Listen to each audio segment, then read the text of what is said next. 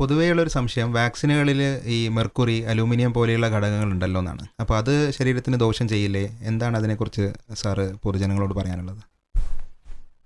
ഇത് വളരെ കാലമായി പ്രചാരത്തിലുള്ള ഒരു കെട്ടുകഥയാണ്.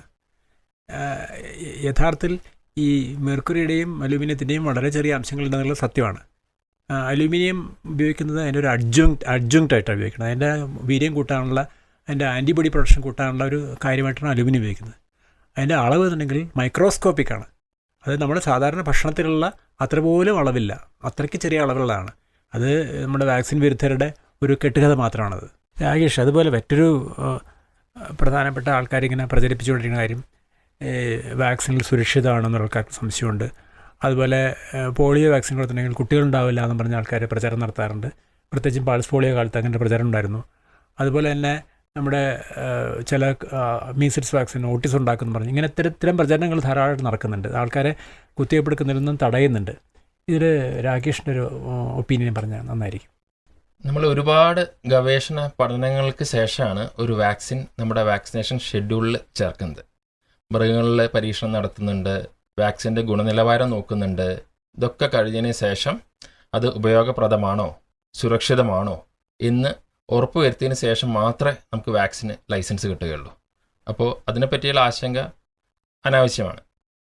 പിന്നെ സാർ ചോദിച്ച പോലെ പലർക്കും ഉള്ളൊരു സംശയമാണ്, പ്രത്യേകിച്ച് സമൂഹ മാധ്യമങ്ങളിൽ നമുക്ക് കാണാം പോളിയോ വാക്സിൻ ലൈംഗികശേഷിയെ ബാധിക്കുന്നുണ്ട്, അല്ലെങ്കിൽ MMR വാക്സിൻ ഓട്ടിസം ഉണ്ടാക്കുന്നുണ്ട് എന്നുള്ളത്. പക്ഷേ പോളിയോ വാക്സിനോ എന്നല്ല മറ്റൊരു വാക്സിനും ലൈംഗികശേഷിയെ ബാധിക്കുന്നില്ല. ജനസംഖ്യ നിയന്ത്രണത്തിന് വേണ്ടിയിട്ടുള്ളതല്ല വാക്സിൻസ്. അതുപോലെ MMR വാക്സിൻ ഓട്ടിസം ഉണ്ടാക്കുന്നില്ല എന്ന് ശാസ്ത്രീയമായി തെളിയിക്കപ്പെട്ടതാണ്.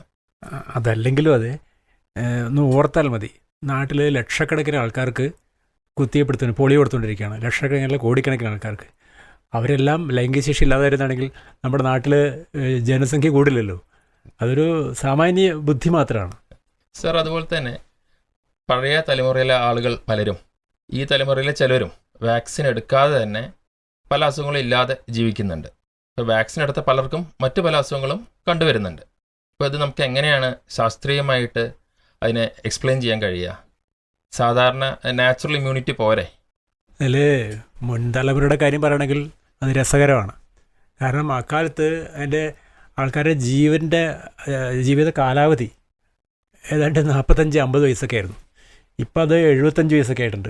അപ്പോൾ പഴയ ആൾക്കാരുടെ കാര്യം നമ്മൾ പറയാതിരിക്കുകയാണ് നല്ലത്. അങ്ങനെ ഈ കഥകളിൽ മാത്രം, വാട്സപ്പിൽ മാത്രം കാണുന്ന കാര്യമാണ്.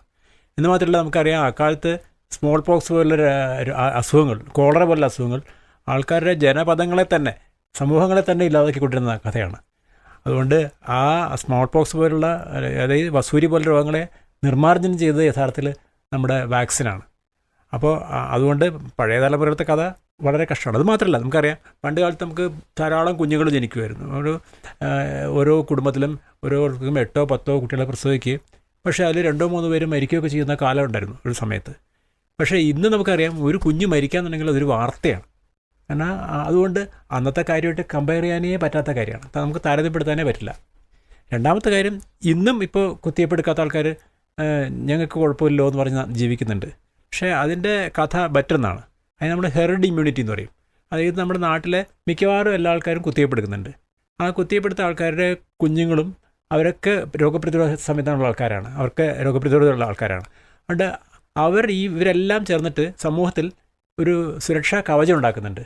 രോഗാണുവിന് ഈ കുത്തിവെപ്പെടുക്കാത്ത ആൾക്കാരിൽ എത്തണ്ടേ? അതെത്താൻ ബുദ്ധിമുട്ടാണ്. കാരണം ചുറ്റുമുള്ള എല്ലാവരും പ്രതിരോധമുള്ള ആൾക്കാരാണ്. അതുകൊണ്ട് കുത്തിവെപ്പെടുക്കാത്ത ആൾക്കാർ പോലും രക്ഷപ്പെട്ടു പോകുന്നു എന്നുള്ളതാണ് സത്യം. പിന്നെ രോഗം വരുന്ന കാര്യം, നമ്മൾ കുത്തിവെപ്പെടുക്കുന്നത് ചില മാരകമായ രോഗങ്ങളെ ഇല്ലാതാക്കാൻ, വരാതിരിക്കാൻ വേണ്ടി മാത്രമുള്ള കുത്തിവെപ്പാണ്. അല്ലാണ്ട് പനിയും ചുമയും വരാതിരിക്കാനുള്ള കുത്തിവെപ്പല്ല. അപ്പോൾ പനിയും ചുമയും വരും, പക്ഷേ മാരകമായ രോഗങ്ങൾ, അതായത് ഡിഫ്തീരിയ, അതുപോലെ വില്ലൻ ചുമ തുടങ്ങിയ രോഗങ്ങളെ ഇല്ലാതാക്കാൻ തീർച്ചയായിട്ടും അത് സഹായിക്കുന്നുണ്ട്. അതുകൊണ്ട് കുത്തിവെപ്പ് എടുക്കുക എന്നുള്ളത് വളരെ അത്യാവശ്യമാണ്. കാരണം പൊതുവിൽ ഇങ്ങനെയാണെങ്കിലും ചില സമയത്ത് കഷ്ടകാലത്തിന് രോഗാണുവെന്ന് കയറി കഴിഞ്ഞിട്ടുണ്ടെങ്കിൽ കുഴപ്പമാണ്. നമുക്കറിയാം മലപ്പുറത്ത് കഴിഞ്ഞ ഒരു 3-4 വർഷം മുമ്പ് ഒരു ഡിഫ്തീരിയ ഒരു ഔട്ട്ബ്രേക്ക് ഉണ്ടായി. എത്രയോ കുട്ടികൾ മരിച്ചു പോയിരുന്നു. ഒരു 8-10 കുട്ടികൾ മരിച്ചു പോയിരുന്നു. അതുകൊണ്ട് നമുക്ക് എപ്പോഴും ഭയങ്കര റിസ്ക്കാണ്.